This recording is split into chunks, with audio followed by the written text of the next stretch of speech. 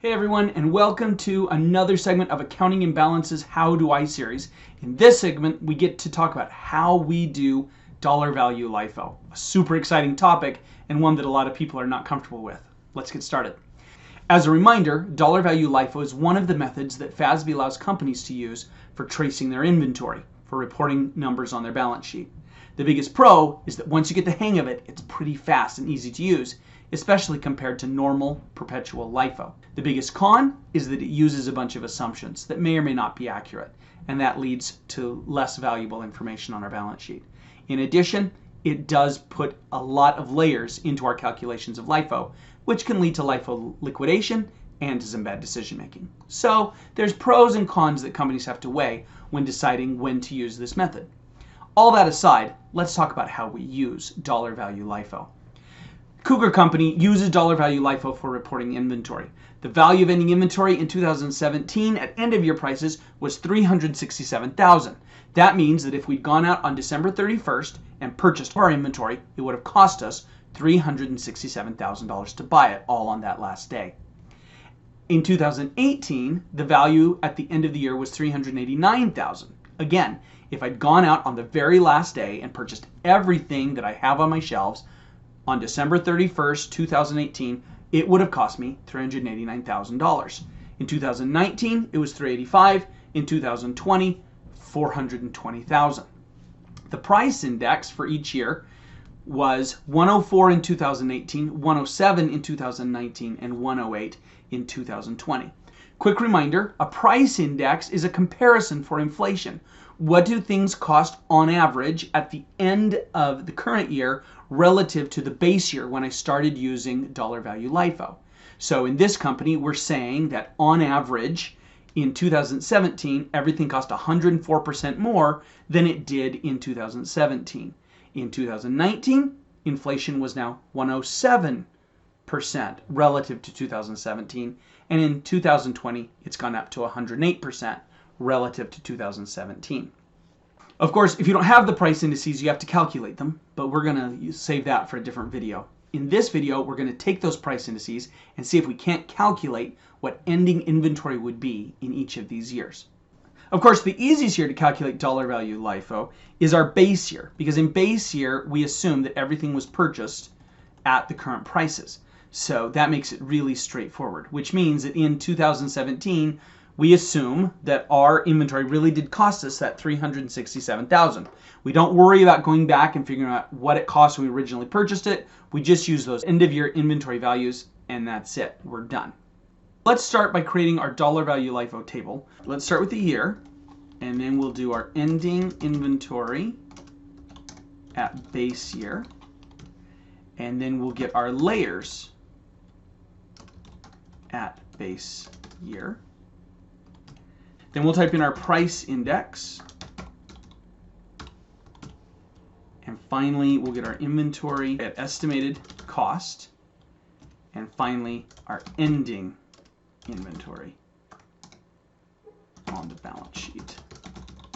So there's our table that we'll use to calculate our dollar value LIFO. I'm going to stick an underline there so it's easy to read.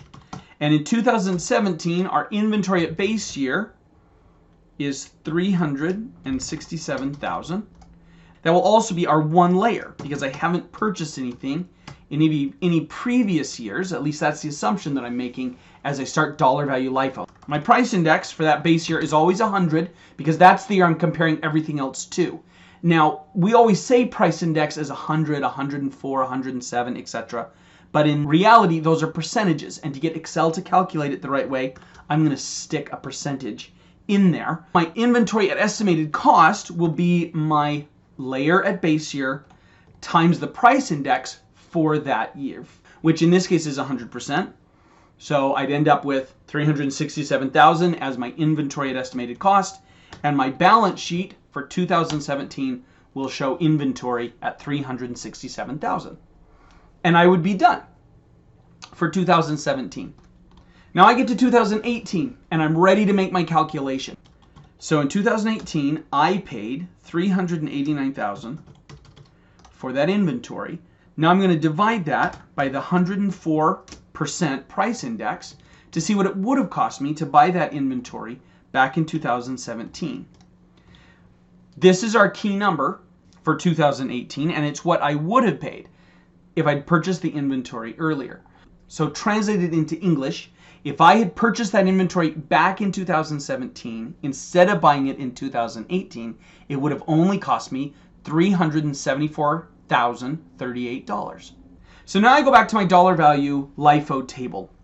And in reality, I would just keep using the exact same table. But for our example, let's make a whole new table just so we can see it. I'm going to copy this down here.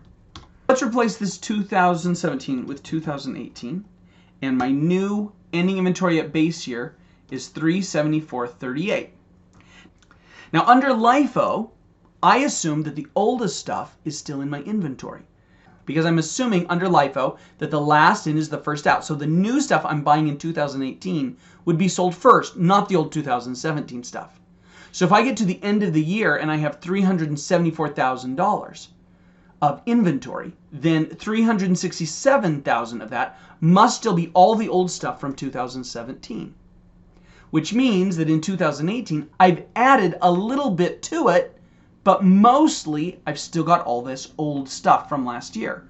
So to figure out what I've added in 2018, I take the 374 minus that 367, and I find that I have added $7,038 in 2018 to what was already on my shelves at the end of 2017.